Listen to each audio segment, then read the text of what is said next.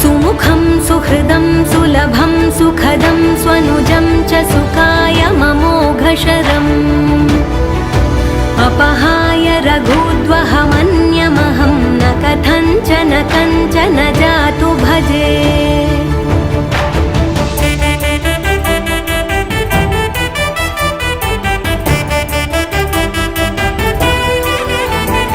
विना वेङ्कटेशं ननाथो ननाथः सदा वेङ्कटेशं स्मरामि स्मरामि